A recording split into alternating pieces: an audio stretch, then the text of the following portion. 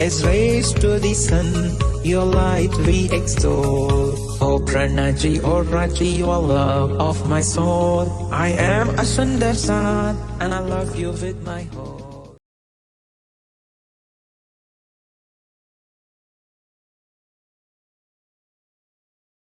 प्रेम प्रणाम जी। आप सभी सुंदर साथ जी के चरणों में प्रणाम जी। आप सबके धाम हृदय में विराजमान प्रियतम अक्षरातीत के चरणों में कोटि कोटि नमन। तो प्यारे सुंदर साथ जी, आज ही गुरुकुलम की कक्षा में आपका स्वागत है। बाल बीतक हम सब मिलकर बहुत हफ्तों से सुन रहे हैं। तो आज का बहुत सुंदर प्रसंग आने वाला है, श्री जी हरजी व्यास जी का प्रसंग, जूनागढ़ की बीतक। तो आप सबसे रिक्वेस्ट है, अपने कैमरास ऑन कीजिए और एक शांत जगह पर बैठिए राज्य की बैठक में। तो आज का सेशन प्रारंभ करते हैं हम हर्ष से, वंदो सतगुरु से। प्रणाम जी। नाम जी। वंदो सतगुरु चरण को, करूं सो प्रेम प्रणाम। अशुभ हरन मंगल करन, धनिषि देव चंद्र जी नाम। हे प्राणनाथ तुम सत्य हो, तुमसे चलत जहाज। मैं अधीन करने नहीं, माही रहे की लाज। प्रणाम जी। प्रणाम जी हर्ष, प्रणाम जी, बहुत सुंदर। तो चलिए, आज हमारे साथ बबीता दीदी नहीं जुड़ पाए किसी कारण की वजह से, लेकिन हम हल्का फुल्का जो भी उन्होंने हमें योगा में सिखाया है, थोड़ी सी हम नेक एक्सरसाइजेस और शोल्डर एक्सरसाइजेस करेंगे। लेकिन उससे पहले सब मुझे ऐसे स्ट्रेट बैठ के दिखाओ। थोड़ा सा अपनी बैक को, हमारी ना आदत पड़ जाती है हम ऐसे बैठते हैं। आपको मालूम है हमारी स्पाइन, जो हमारी ये रीढ़ की हड्डी होती है, इसके लिए ऐसे स्ट्रेट बैठना कितना इंपॉर्टेंट है। हमें अपनी स्पाइन को स्ट्रॉन्ग बनाना है ना, क्योंकि हमें ध्यान में जब बैठना होता है तो उसमें सबसे ज्यादा वर्क हमारी स्पाइन करती है। तो जब भी हम थोड़ी देर के बाद, अभी हम इंटेंशनली हम कोशिश करेंगे ऐसे बैठने की, और थोड़ी देर के बाद आप देखना फिर से हम सब यूं हो जाएंगे। लेकिन आज पूरी क्लास में हम अपने आप को रिमाइंड करवाएंगे कि हम जैसे यूं होंगे, याद आया, सीधे हो गए। ऐसे करके हम प्रैक्टिस करेंगे यूं सीधे बैठने की। ठीक है? थोड़े से अपने कंधे ऐसे ढीले छोड़ के सब बच्चे ऐसे स्पाइन को स्ट्रेट करके बैठेंगे। ठीक है, चलिए। तो चलिए शुरू करते हैं। सबसे पहले हमने लास्ट कक्षा में भी किया था डीप ब्रीदिंग। तो सबको डीप ब्रीदिंग का मालूम है कि जब हम इनहेल करते हैं तो हमारा जो पेट है वो बाहर आता है। ठीक है? और जब हम एक्सेल करते हैं, सांस बाहर छोड़ते हैं, तो हमारा पेट अंदर जाता है। तो अगर प्रैक्टिस नहीं है तो कुछ थोड़ी देर के लिए अपने पेट पे आप हाथ रख सकते हैं, ऑब्जर्व करने के लिए कि आप ठीक कर रहे हैं कि नहीं। तो चलो, सबसे पहले 5 टाइम्स हम डीप ब्रीदिंग करेंगे और धीरे धीरे सहजता से हम सांस को अंदर भरेंगे। ठीक है? और एकदम से, और शोल्डर का कोई काम नहीं है। जब हम डीप ब्रीदिंग करते हैं तो कभी कभार हम बड़ा जोर लगाते हैं ना अंदर सांस भरने के लिए, तो हमारे कंधे हिलते हैं। कंधे नहीं हिलेंगे। प्यार से धीरे धीरे आईज क्लोज करके हम डीप ब्रीदिंग की प्रैक्टिस करेंगे 5 टाइम्स, स्लोली स्लोली। चलिए। Inhale,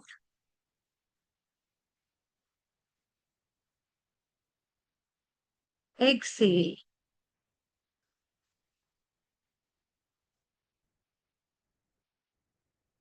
inhale,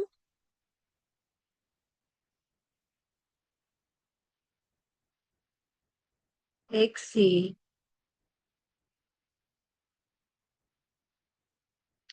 inhale,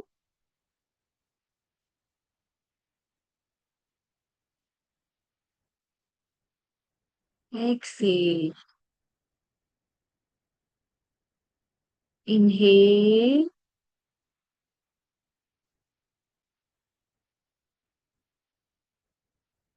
exhale, inhale, exhale। ठीक है, 5 बार डीप ब्रीदिंग की प्रैक्टिस सुबह शाम हर रोज घर पे आप करिएगा। चलिए अब हम करते हैं अपनी नेक की एक्सरसाइज। तो दाएं देखेंगे पहले, फिर बाएं देखेंगे, तो 1 काउंट कंप्लीट होगा। Okay, start. 1,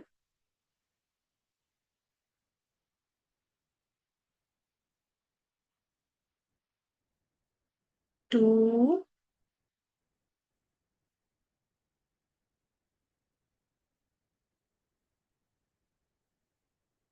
3, धीरे धीरे धीरे, 4, पूरा राइट स्लोली, एंड देन पूरा लेफ्ट देखेंगे स्लोली। 5। अब हम करेंगे पीछे और आगे। तो पहले पीछे से स्टार्ट करेंगे, जब आगे देखेंगे तो 1 कंप्लीट होगा। 1,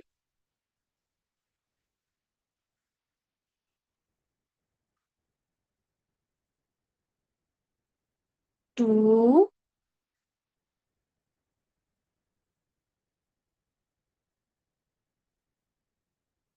3,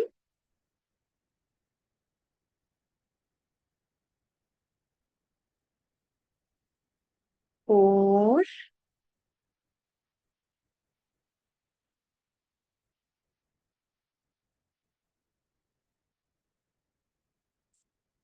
5। पता चल रहा है ना, यहाँ पे सारा दिन हम क्या करते हैं, फोन देखते हैं, नीचे देखते हैं, तो ये थकती है ना जगह। तो हम स्टडीज भी करते हैं तो भी नीचे झुकते हैं। सो नेक की एक्सरसाइजेस भी बहुत इंपॉर्टेंट है यहाँ के लिए, हमारे नेक के लिए। ठीक है, अब सुंदर सा जी clockwise, 5 clockwise and 5 anti clockwise.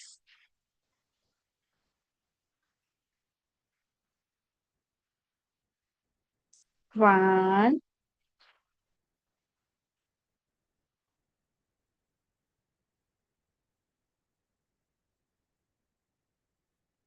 2,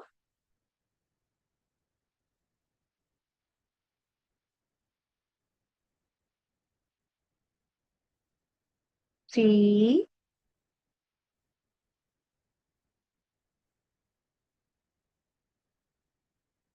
4, बिल्कुल धीरे धीरे लेके जाएंगे, फास्ट नहीं।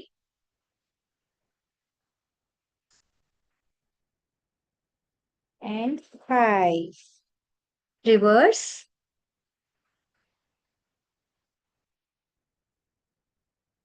1,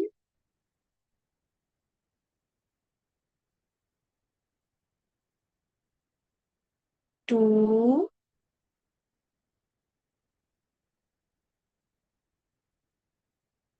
3,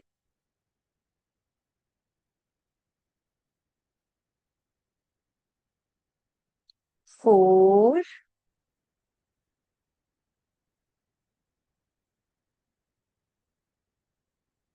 एंड 5। ठीक है, अब बस 5 5 शोल्डर की करेंगे, बैक स्ट्रेट। जो आगे झुक गया फिर से सीधे हो जाओ। Very good, start. 1, जेंटल धीरे धीरे। 2,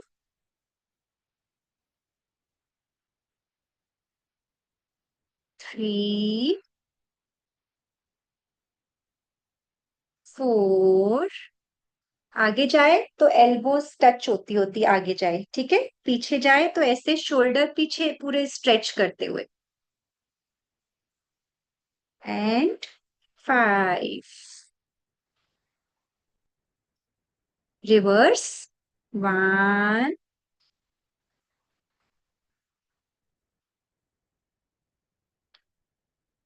2,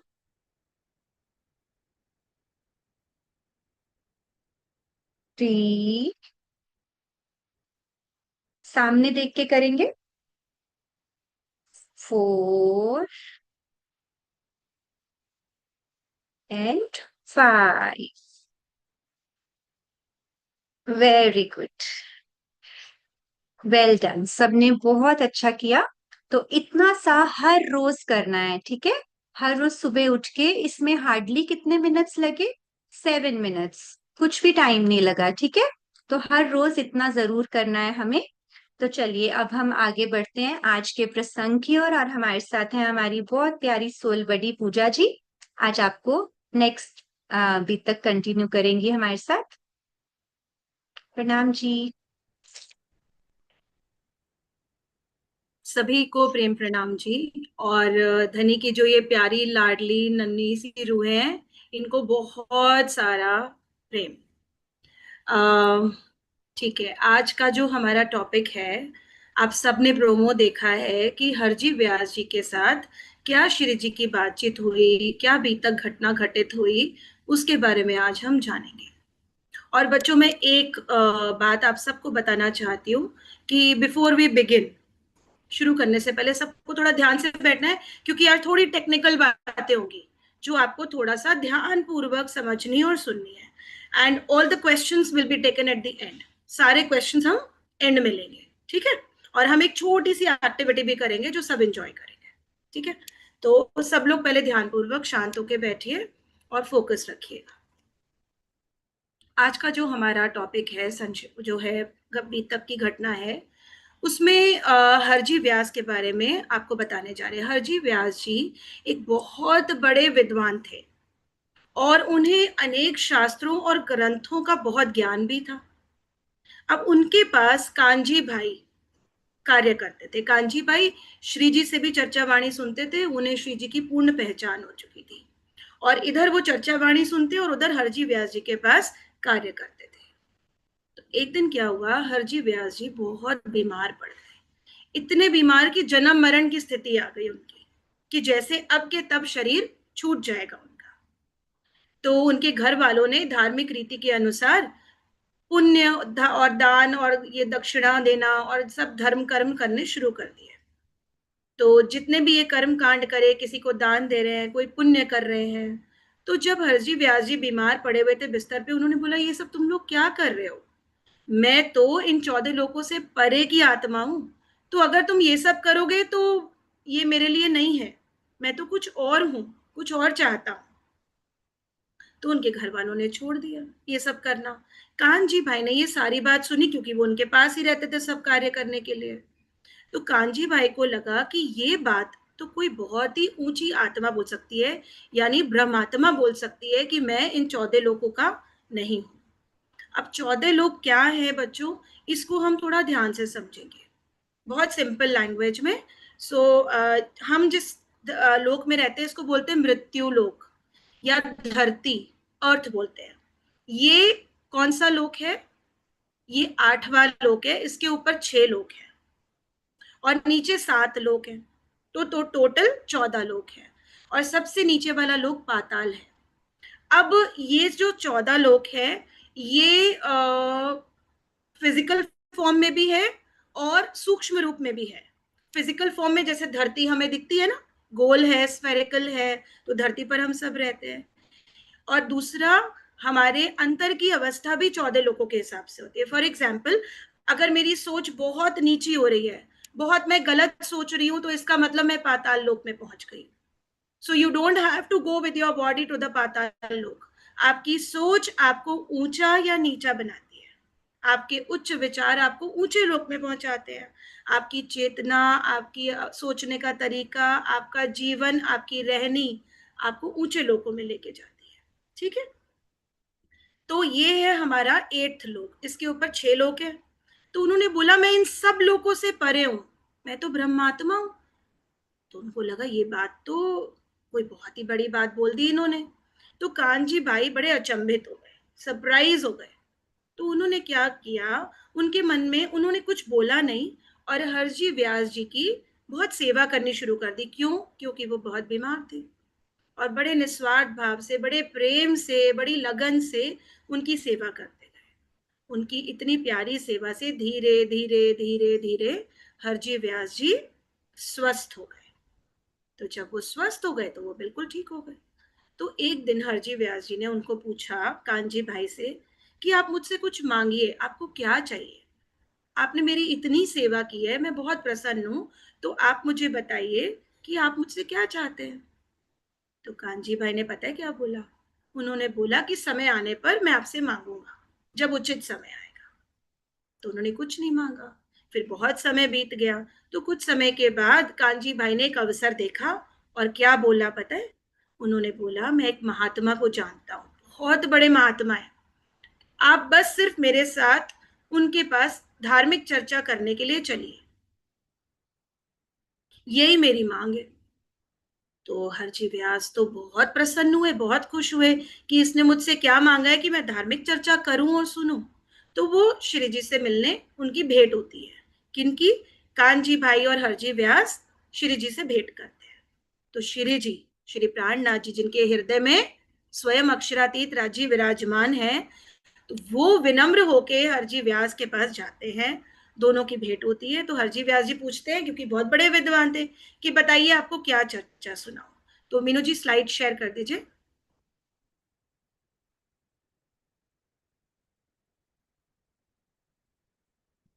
हाँ जी, नेक्स्ट स्लाइड। हाँ जी, आगे। हाँ, ये वाली स्लाइड। तो हरजी व्यास पूछते, बताइए आपको क्या चर्चा सुननी है, कौन से ग्रंथ पे, कौन से शास्त्र पे आप चर्चा सुनेंगे? क्या आपको उपनिषद सुनना है? उपनिषद, क्या आपको भागवत सुननी है, या आपको भगवत गीता सुननी है?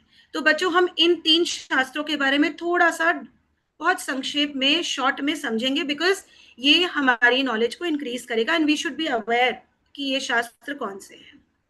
भगवत गीता वो है जो महाभारत में श्री कृष्ण ने अर्जुन को सुनाई।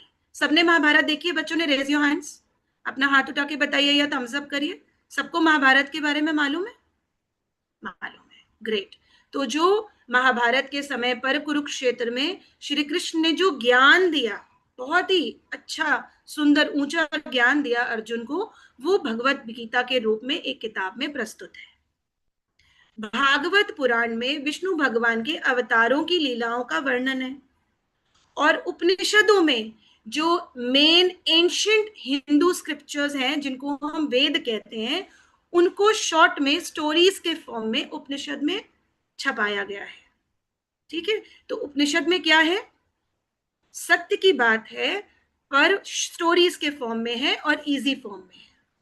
हिंदुइज्म में कितने वेद हैं? 4 वेद है बेटा। ठीक है, उसको स्टोरीज के फॉर्म में कई उपनिषदों में छापा गया है।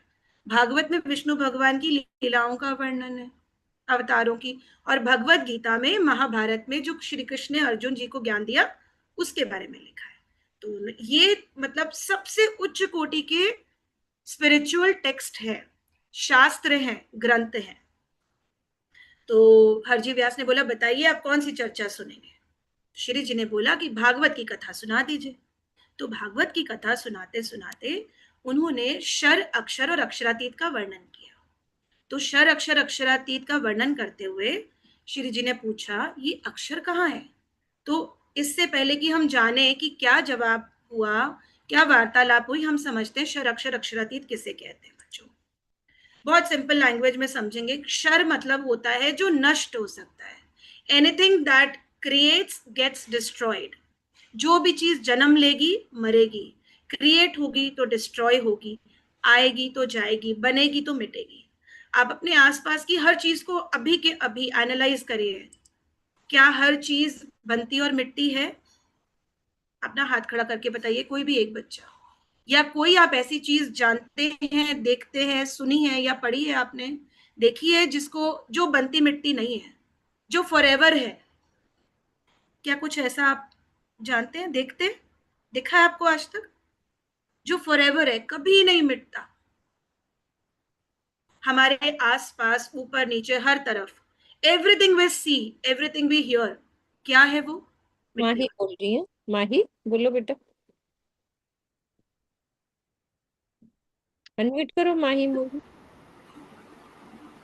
हाँ जी मैम, हमने देखी है क्या देखा है बेटा? कि जो बनता है वो मिटता ही है। हाँ, तो कुछ ऐसा देखा है जो मिटता नहीं है? कुछ ऐसा देखा है? नहीं। तो परी हाँ जी, बता। आयुष भी कुछ कह रहा है। हाँ जी। अंश को भी खोलती हूँ, परी आप बोलो फिर अंश खोलेंगे। सदाबहार फूल। है बेटा? सदाबहार फूल। सदाबहार फूल जो है ना मुरझा जाता है बच्चे, एक दिन खिलता है और फिर मुरझा जाता है, सूख जाता है अंश आप और बोलो। फिर डिस्ट्रॉय हो जाता है। प्रणाम जी। प्रणाम जी। वो सुना है पर देखा नहीं है, राज जी। समझ नहीं आया बेटा? सुना है, देखा नहीं है, राज जी। राजी। राजी है लेकिन राजी को देखा नहीं ना अभी। अभी हम इस वर्ल्ड की बात कर रहे हैं, इस दुनिया की बात कर रहे हैं ना। पाखी। राजी तो इस दुनिया की बात नहीं है ना? ठीक है, ऐसा आगे ऐसा कुछ बढ़ते नहीं हैं। है। पाखी बोल रही है ऐसा कुछ। कुछ। हाँ बाकी।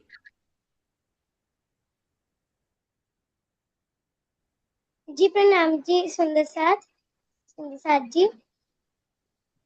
जो कभी मिटती नहीं है वो चीज हमारी लीला है जो राज्य के साथ होती है।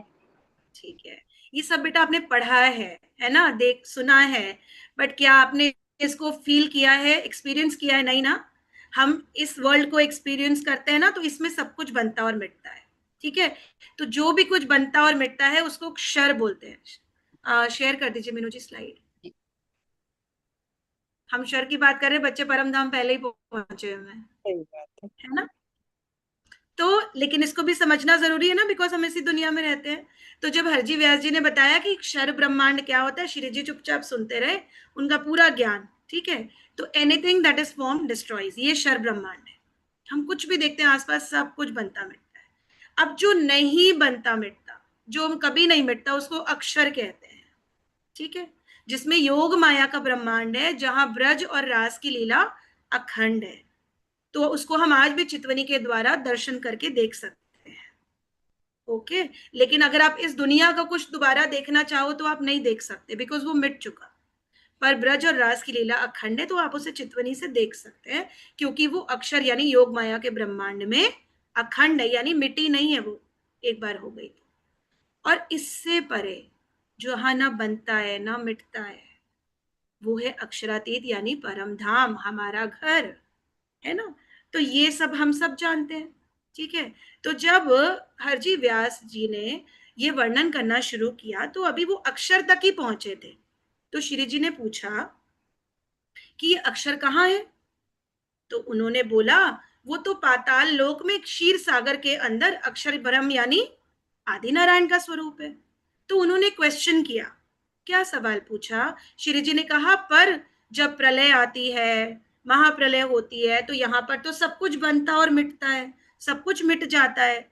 और अक्षर ब्रह्म तो आपने अभी बताया कि वहां पे कुछ नहीं मिटता, तो फिर वो जगह कहाँ पर है, मुझे दिखाइए।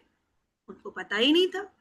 तो हरजी व्यास ने बोला, मुझे क्या मालूम, शास्त्रों में तो ऐसा ही लिखा है कि वो पाताल लोक में क्षीर सागर में है, आदि नारायण के रूप में। तो वो जवाब नहीं दे पाए श्री जी की बात का। समझ में आ रहा है सबको ये बात, कि वो उत्तर नहीं दे पाए। तो फिर श्री जी ने बोला, कानजी भाई ने बोला कि आप उन्हें ज्ञान दीजिए। तो फिर जब उन्हें रियलाइज कराया श्री जी ने कि आपको जो ज्ञान है वो अधूरा है, आपको नहीं पता है। आप समझते हैं कि आप विद्वान हैं, आपने सब ज्ञान प्राप्त कर लिया है, पर आपको बोध नहीं है, आपको गहराई से इनका पता नहीं है कि क्षर जगत सीमित है। तो श्री जी के चरणों में हरजी व्यास ने तुरंत रियलाइज करके प्रणाम करके खुद को समर्पित कर दिया। और फिर श्री जी ने उनको क्षर अक्षर और अक्षरातीत का पूर्ण ज्ञान दिया, तारतम के द्वारा उन्हें तारतम दिया। तो हरजी व्यास के हृदय को शांति हुई कि मैं आज तक अधूरे ज्ञान को ही सत्य मान रहा था, और आज मुझे असल में सत्य का बोध हुआ है। अगली स्लाइड दिखा दीजिए मीनू जी। हाँ जी, नेक्स्ट। तो क्या बोला पता है हरजी व्यास ने, क्या चौपाई आती है बीतक में? सो आज मैं छोड़े हथियार, आगे तुम्हारे सब, तुम तहकीक भेजे हक के, आए मेरे सबब। कि मैंने आपके सामने हथियार यानी जो मेरे पास जो हथियार यानी जो इंस्ट्रूमेंट्स है जिनको, अब ये हथियार हाथों के नहीं है बेटा, बुद्धि के हथियार है, ज्ञान बुद्धि में यूज होता है। तो उन्होंने बोला आज मैं आपके सामने सरेंडर करता हूँ, समर्पण करता हूँ अपने अहंकार को, अपने ज्ञान को कि मैं कुछ नहीं जानता, आप मुझे ज्ञान दीजिए और मुझे सत्य का मार्ग दिखाइए और मुझे सच्चिदानंद पूर्ण ब्रह्म परमात्मा की पहचान कराइए ताकि मेरा कल्याण हो सके। तो श्री जी ने उनको संपूर्ण ज्ञान दिया। तो बोला उन्होंने, सो आज मैं छोड़े हथियार। तो उन्होंने हृदय से समर्पण किया श्री जी के आगे। तो उन्हें तारतम्य दिया गया, उन्हें ज्ञान दिया गया, क्षर अक्षर और अक्षरातीत का। अब मुझे सब बच्चे ये बताएंगे कि आपने आज के एपिसोड से, इस घटना से, इस बीतक से क्या सीखा। फिर हम एक छोटी सी एक्टिविटी करेंगे।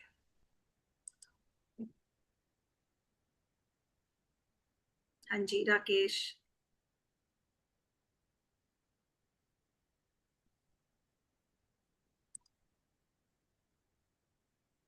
राकेश अनम्यूट कर लो बेटा। हाँ जी। प्रेम प्रणाम जी। आज की हमने इस क्लास में सीखा कि अ, हमें ये हमें कुछ भी आता है तो हमें उसका अहंकार नहीं रहना चाहिए। चाहे हमें लगता है कि हमें पूरा भी आता है, पर हमें कभी भी ये नहीं करना चाहिए कि ये नहीं सबसे बोलना चाहिए कि मुझे ये आता है, मुझे वो आता है। हमें कभी कभी अधूरा भी आता है जिसको हम पूरा मानते हैं। तो ये अवेयरनेस होना बहुत जरूरी है ना, इस बात का पता होना कि हमें पूर्ण ज्ञान नहीं है। क्योंकि जैसे ही आप एक्सेप्ट करते हो कि आपको नहीं आता, तो राजी आगे से आपको बता देते हैं, है ना। हाँ जी, ये कौन है? मायरा। मायरा, मायरा खोलो। मायरा अनम्यूट करो, बोलो मायरा। आवाज नहीं आ रही बेटा आपकी। बेटा नहीं आ वॉल्यूम बढ़ा लो मायरा। मायरा आवाज नहीं, तब तक खिलवत बोलो, फिर मायरा की आवाज ठीक हो जाएगी। प्रणाम जी। हमने आज के एपिसोड में ये सीखा कि चाहे हमें कितना भी आता हो, हमें उस चीज का घमंड नहीं करना चाहिए कि हमें वो बहुत ज्यादा आता है। चाहे वो अधूरा भी आता हो तो हम उसको पूरा मानते हैं। ठीक है, अब ये पॉइंट हमें समझ में आ गया। इसके अलावा क्या किसी को कोई शिक्षा प्राप्त हुई, कोई संदेश मिला? इसको अब नहीं रिपीट करेंगे, ठीक है, कुछ और बताएंगे। हाँ जी। मायरा आपका खुला हुआ है, आप बोलो, लेकिन आपकी आवाज नहीं आ रही बेटा, पता नहीं क्यों नहीं आ रही।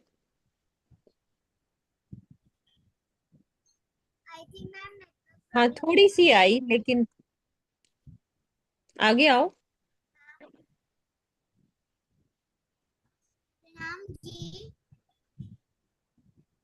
प्रणाम जी। बोलो बोलो। क्लास से ये शिक्षा मिली कि हमें अपनी किसी भी बात पे अहंकार करना नहीं चाहिए, खुद को ज्ञानी से बोलना चाहिए कि, और ऐसे भी कहना नहीं चाहिए कि मुझे तुमसे ज्यादा आता है। नेट स्लो है, आप दोबारा से जाओ, फिर से आ जाओ, ठीक है। हाँ पर सुनाई दे गया बेटा, आपकी पॉइंट मैंने सुन लिया। अब इसके अलावा किसी को कुछ और समझ में आया, इस वाले पॉइंट के अलावा? इसके अलावा कोई और मैसेज आया किसी को? कोई हाँ बात नहीं। हाँ जी। अबीर, अबीर बोल रहे हैं। हम्म, दीदी ये पूरा ब्रह्मांड नश्वर ही है। ओहो बिल्कुल, एक्सीलेंट एक्सीलेंट। तो खिलवत, फिर क्या करना है ये जान के कि पूरा ब्रह्मांड नश्वर है? तो ये जान के फिर क्या करना है, नेक्स्ट स्टेप क्या है?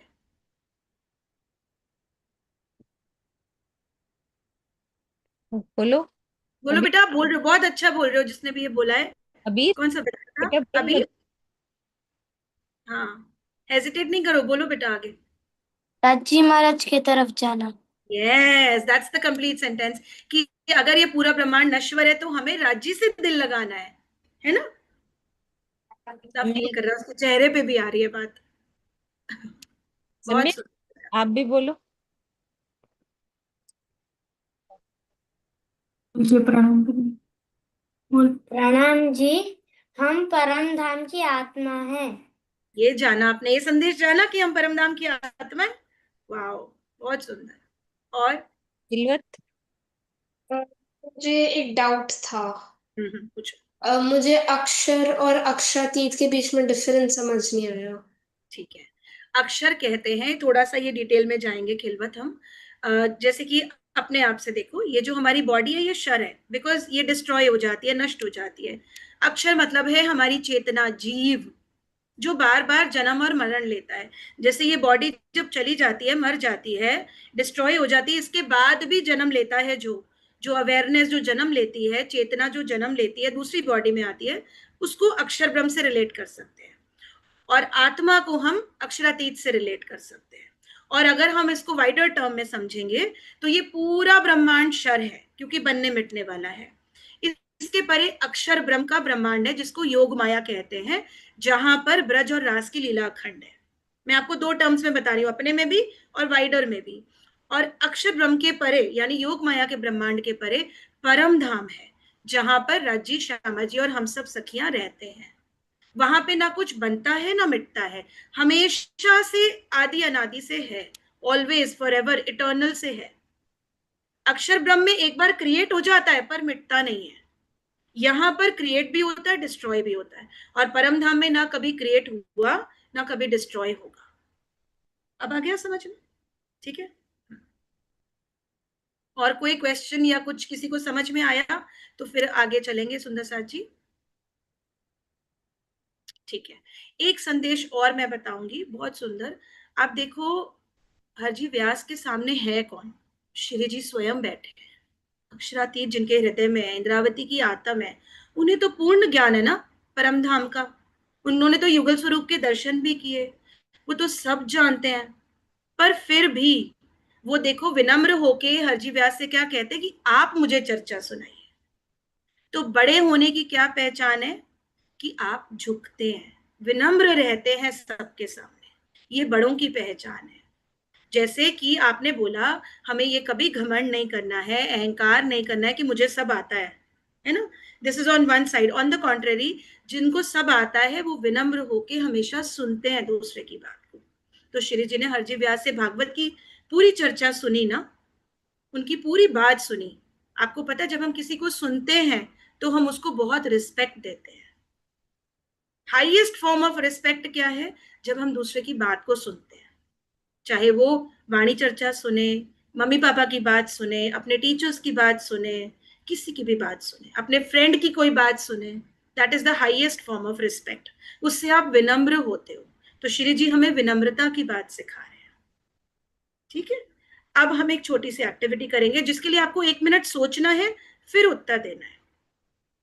मैं आपसे ये पूछना चाहती हूँ बच्चों, कि यदि आप कांजी भाई की जगह होते और आप हरजी व्यास की सेवा करते, ठीक है, तो आप मुझे ये सोच के बताइए कि उन्होंने बोला कि तुम कुछ मांग लो मुझसे, क्या मांगते? बिल्कुल सच्चे हृदय से बताइएगा, बी तक से इन्फ्लुएंस होके नहीं, ऑनेस्टली। ठीक है, तो आप क्या मांगते हरजी व्यास से? So think for a minute, take a moment, और मुझे 30 सेकेंड्स रुकिए, सोचिए, एनालाइज करिए, फिर आप अपना हैंड रेस करिएगा और फिर हम सुनेंगे कि आप क्या मांगते हैं।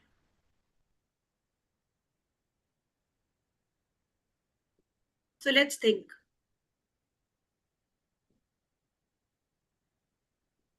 आपने सेवा की है हरजी व्यास जी की, बहुत बहुत प्रेम से सेवा की है, और अब आप वो कह रहे हैं मांग लो, क्या मांगना है?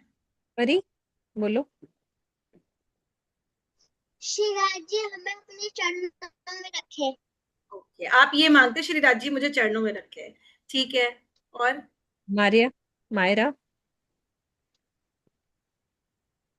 मायरा तुम्हारा नाम गड़बड़ कर देती हूँ मैं, बोलो। प्रणाम जी मैम। अगर मैं गांधी भाई की जगह होती तो मैं मांगती कि श्री जी मुझे अपने चरणों में रखे और साथ में मैं उनकी सेवा प्रतिदिन करती रहूं। ठीक है, आप उनकी सेवा हमेशा करते रहो, राज्य आपको चरणों में रखें। ठीक है, राकेश। प्रेम प्रणाम जी। मैं उनसे पूछता कि आप चर्चा करा सकते हैं क्षर और अक्षरातीत के बारे में। ये तो श्री जी से उन्होंने मिलवाया ना। ठीक है, चलो। अगर मुझे उस समय पे रहता तो मुझे नहीं पता रहता, इसलिए मैं पूछता। तो आप खुद ही उनसे पूछ लेते शर अक्षर के बारे में। पर कांजी भाई तो श्री जी से चर्चा सुनते ही हैं, उन्हें तो सब पता है। तो फिर आप कांजी भाई हो तो फर्जी व्यास से वही थोड़ी पूछते जो आपको पता है ना? है ना? ठीक है, ओके। माही। माही मोही।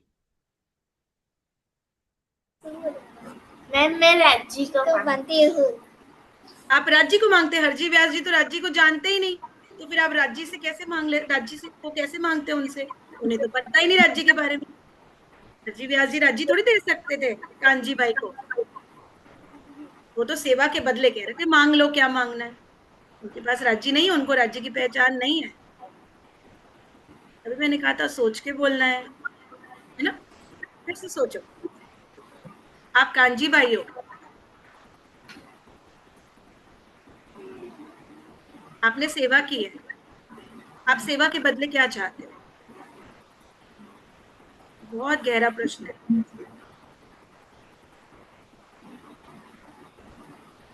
हाँ जी मैम, कोई हमें पूछे कि आपको क्या चाहिए तो?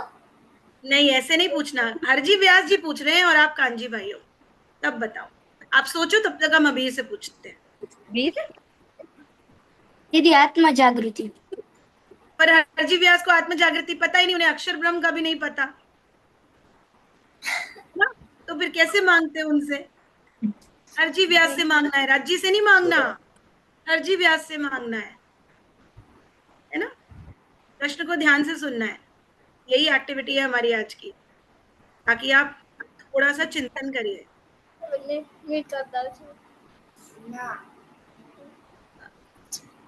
हाँ माही मोही बताओ बेटा।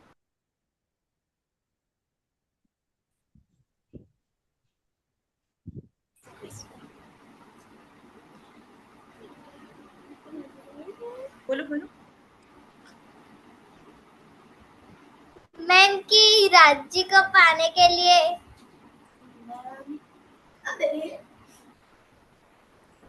अच्छा ठीक है, चलो बच्चों हम इस बात को थोड़ा सा समझते हैं। इसका मतलब ये बात को और गहराई से समझना है। 2 मिनट लगेंगे, सब बच्चे शांत होकर सुनेंगे।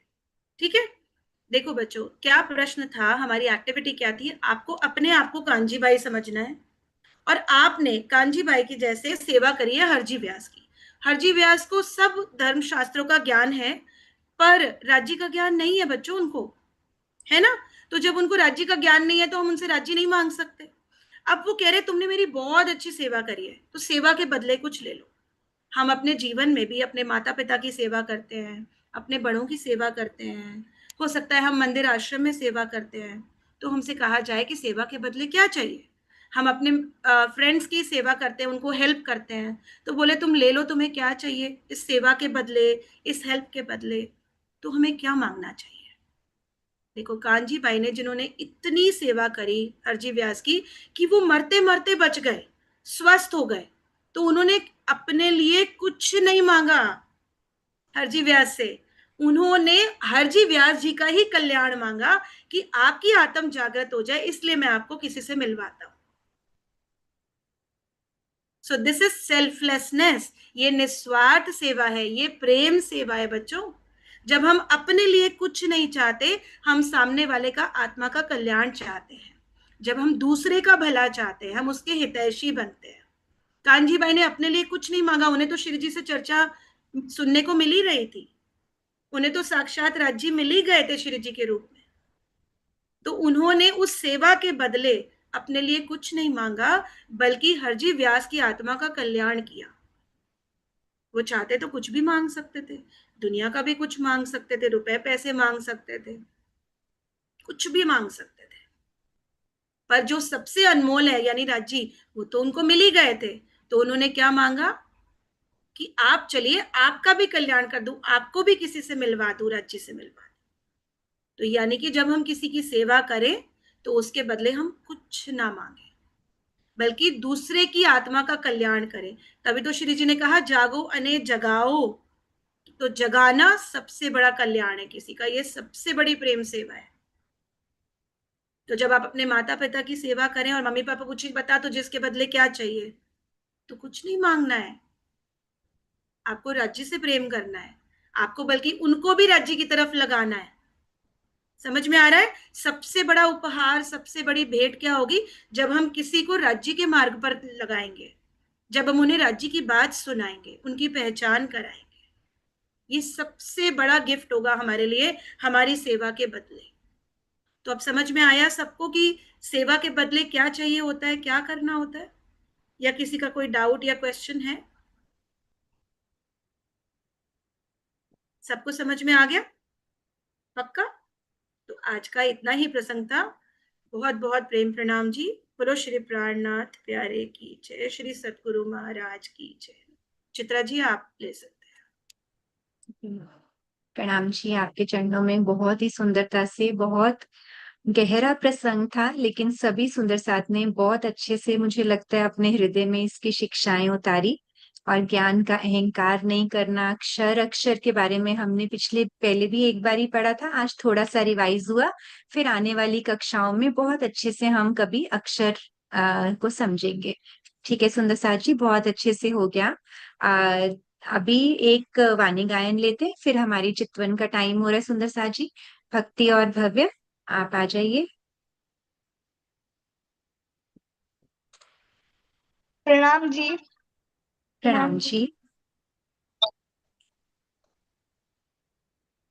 चलो चलो रे साथ, आपन जाइए धाम। चलो चलो रे साथ, आपन जाइए धाम। मूल वतन धनीय बताया, मूल वतन धनीय बताया, जित ब्रह्म षष्ठी श्याम श्याम, जित ब्रह्म षष्ठी श्याम श्याम। चलो चलो रे साथ, आपन जाइए धाम। महल मंदिर अपने देखिए, महल मंदिर अपने देखिए, देखिए खेलन के सब ठोर, देखिए खेलन के सब ठोर। जित है लीला श्याम श्यामाजी, जित है लीला श्याम श्यामाजी। साथ जी बिना नहीं कोई और, चलो चलो रे साथ, आपन जाइए धाम। साथ मिल तुम आए धाम से, साथ मिल तुम आए धाम से। भूल गई सो मूल मिला, भूल गई सो मूल मिला।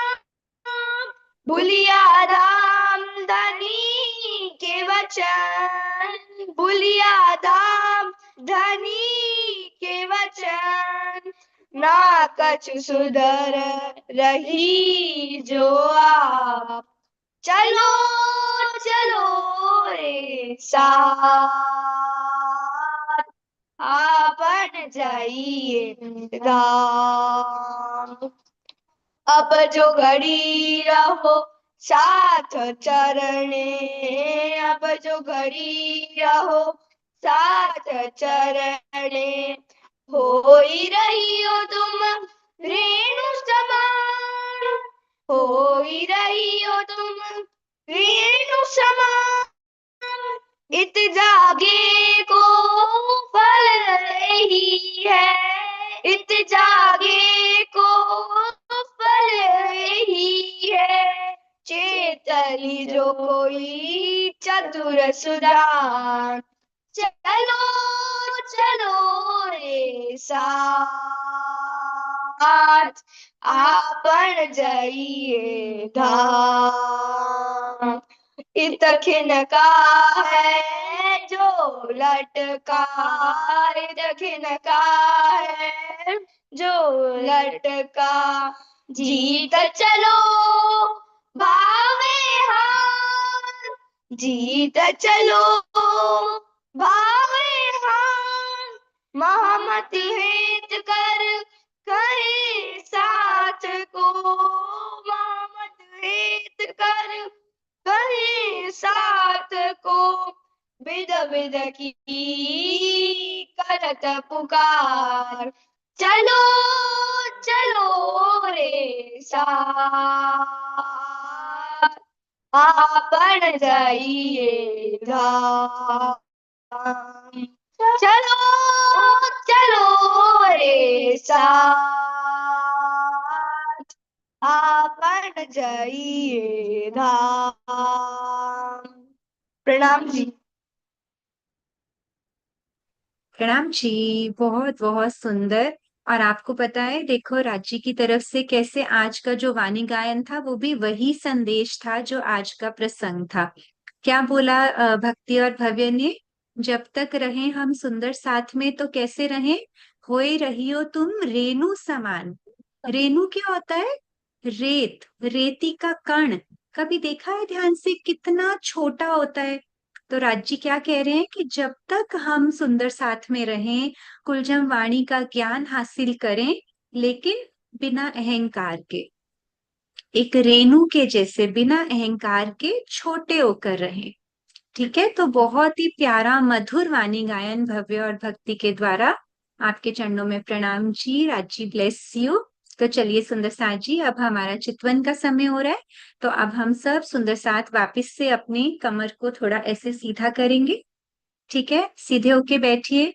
सब सुंदर साथ अपने कैमरास ऑन कीजिए। सब सुंदर साथ से रिक्वेस्ट है, कैमरास ऑन करें। प्रेम से रांची की चितवन करेंगे हम। और हमारी जो चितवन है वो सिर्फ चितवन नहीं है, हम क्या करते हैं, आज के प्रसंग को अपने हृदय में उतारने की कोशिश करते हैं। तो आत्मचिंतन भी होता है साथ साथ। ठीक है, तो चलिए सभी सुंदर साथ बहुत कोमलता से अपनी आंखें बंद कीजिए, कमर को सीधा।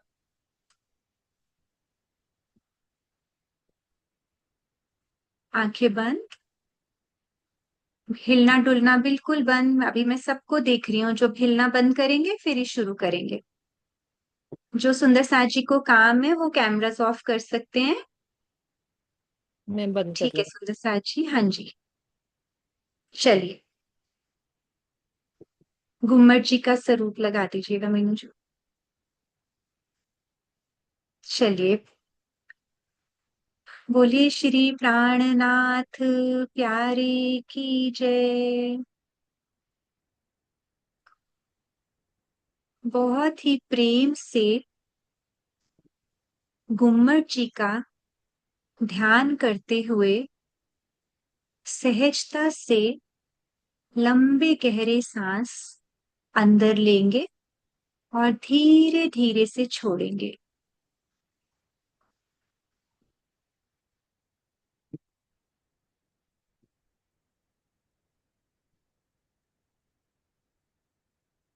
राज श्यामा जी,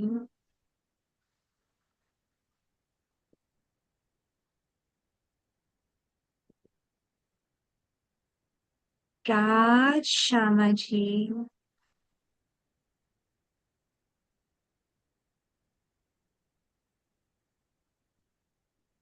राज श्यामा जी।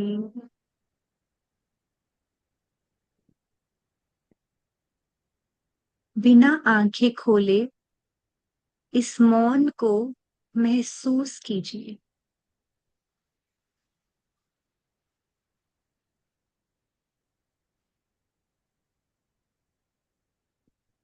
राज श्यामा जी, लंबे गहरे सांस भरेंगे,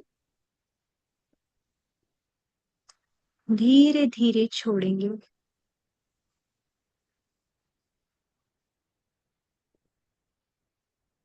आज के प्रसंग से मैंने श्री कान्जी भाई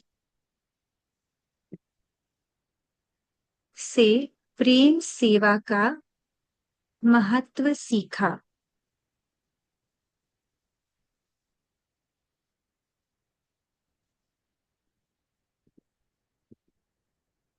आज मैंने व्यास जी से और श्री जी से विनम्रता का सिखापन लिया।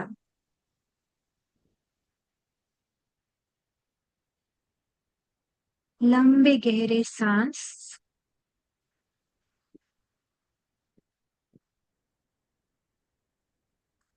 राज श्यामा जी, मैं एक शांत आत्मा हूं। मैं मूल मिलावा में प्राची के सामने बैठी हूं। धनी मुझे बहुत प्रेम से देख रहे हैं और प्यार से मुस्कुरा रहे हैं।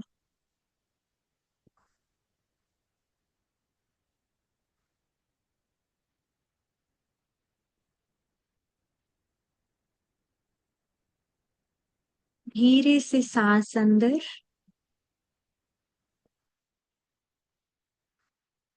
धीरे से बाहर।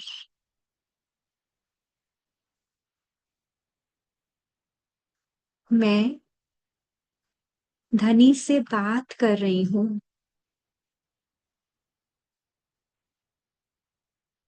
मम प्राणेश मम हृदय आगच्छ। मेरे सर्वस्व, मेरे प्राणेश्वर, मेरे धाम हृदय में आ जाइए।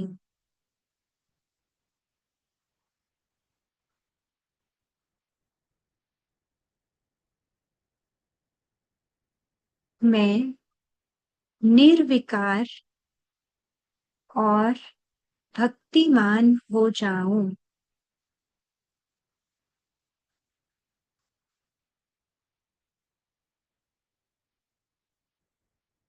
मैं ज्ञानी और विद्वान हो जाऊं।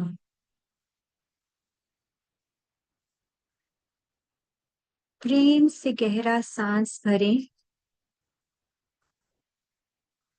धीरे से छोड़ेंगे।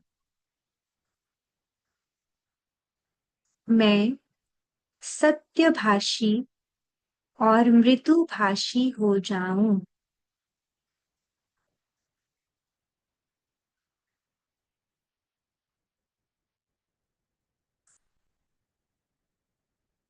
हृदय में ये संकल्प दोहराएं, मैं हर पल धनी को याद करूंगी। मैं पिया की बहुत लाडली हूं।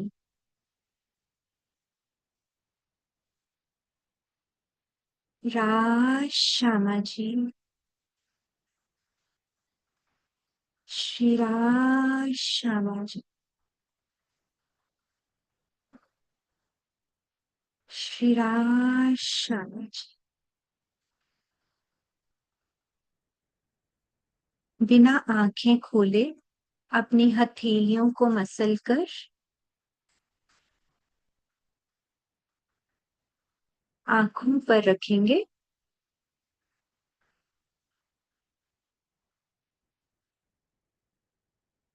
और अपने सब सुंदर साथ को प्रणाम करती हूँ।